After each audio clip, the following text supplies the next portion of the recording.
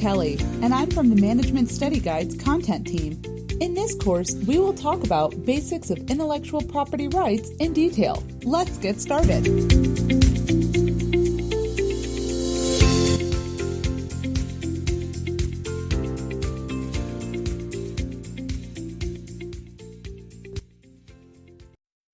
Howard Clayton just started his own business, Paradise Travel Genie, an online portal for customers to book train, flight, and bus tickets.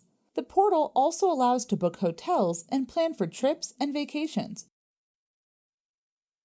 Howard knows that the success of any online business depends upon delivering good service, but also in providing valuable and excellent content on its website. Howard asks his friend, Renee Smith, a well-established content writer and online marketing professional, to write the content for his company's website. Howard is extremely glad that he made the right decision by hiring Renee for the website content. Renee creates excellent content for the website as soon as the website goes live. Once, while browsing through the internet to look at his competitors' websites, Howard finds that one of the websites has copied the exact content that is present on Paradise Travel Genie. Howard discusses the matter with Renee. Renee asks Howard to first ask the competitor website to remove the copied content, as it was a direct case of plagiarism. Also, if they refuse to do so, then she suggests that Howard should take legal action against them. Howard is not sure whether he can file a legal case since the content was available on an online portal for everyone to see. However, Renee informs Howard that since it's his website, he can definitely claim copyright for his website's content. Howard is not sure what all this means. Plagiarism? Copyright? He just wants to know that what is rightfully his own should not be used by others.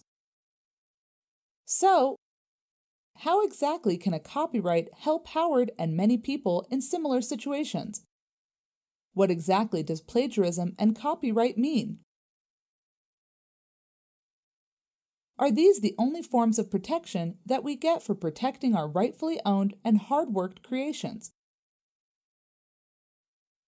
What happens if someone copies your logo? Is there any protection provided by the government for that?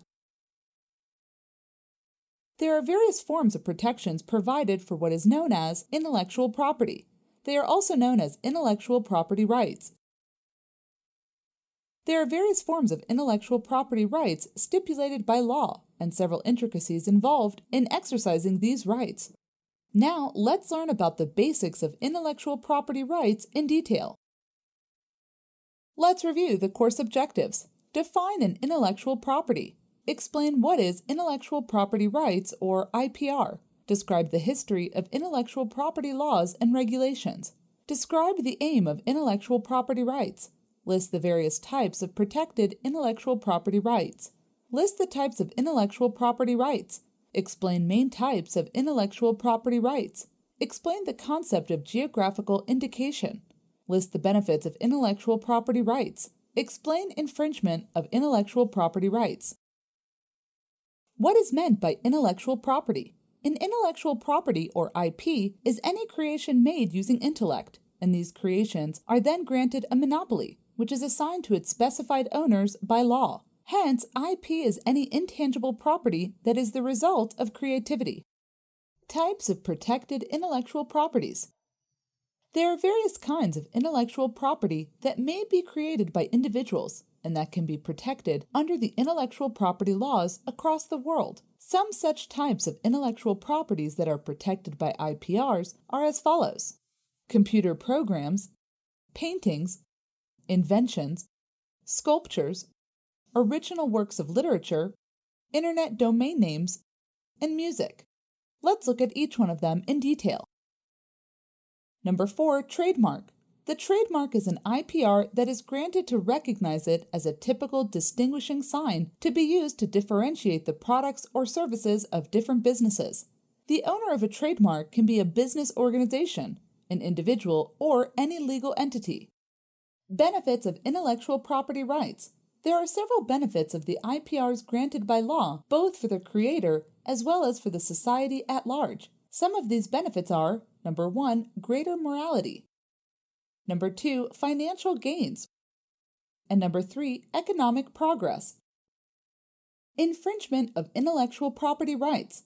A violation or disregard for the IPR is known as infringement when applied to copyright, patents, or trademarks, whereas it is known as misappropriation when applied to trade secrets.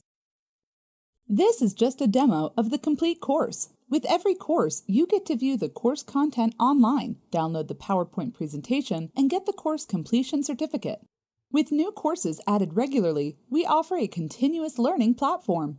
Join our premium membership plan and get access to unlimited courses. All of our plans are backed up by a 30-day money-back guarantee. If you are not completely satisfied, we'll give you a full refund. We are so confident that you'll enjoy the